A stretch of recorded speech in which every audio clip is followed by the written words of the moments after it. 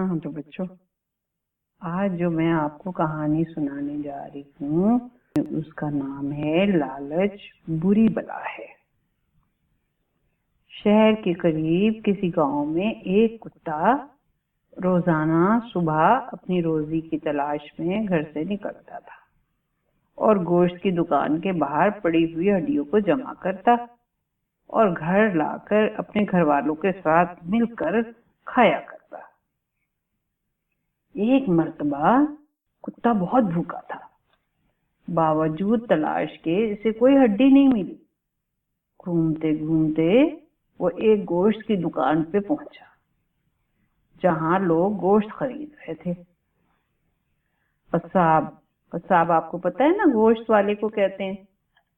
تو قصاب لوگوں کو گوشت بیچ رہا تھا۔ کتا آہستہ آہستہ دکان کی طرف بڑھا اور قصاب سے نظر بچا کر ہڈی اٹھا لی اور اپنے گھر کی طرف دوڑ لگا لی۔ قصاب نے کتے کی یہ حرکت دیکھی تو کتے کے پیچھے بھاگا۔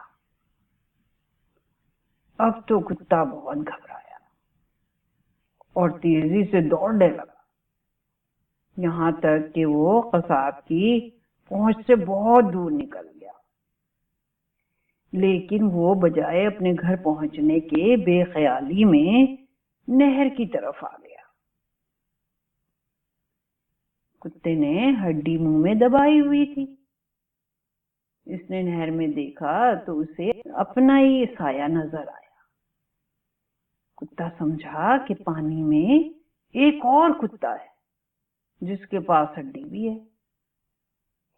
لالچی کتے نے سوچا، کیوں نہ میں اس سے یہ ہڈی بھی چھین لوں تو میرے پاس 2 ہڈیاں ہو جائیں گی۔ اس نے جیسے ہی بھونکنے کے لیے منہ کھولا تو اس کے منہ سے ہڈی پانی میں جا گئی۔ اب اس نے دیکھا تو پانی میں موجود کتے کے منہ میں بھی ہڈی نہیں تھی۔ اب اس کی سمجھ میں آیا، جسے وہ دوسرا کتا سمجھ رہا تھا حقیقت میں وہ اسی کا سایہ تھا۔ لیکن اب اس کی سمجھ میں اس سے آنے سے کیا فائدہ؟ لیکن اتنی بات اس کی سمجھ میں آ گئی کہ لالچ بری بلا ہے۔ لالچی کا پہلا نقصان یہ ہوتا ہے کہ اپنے پاس جو موجود نعمت ہوتی ہے وہ بھی چھن جاتی ہے۔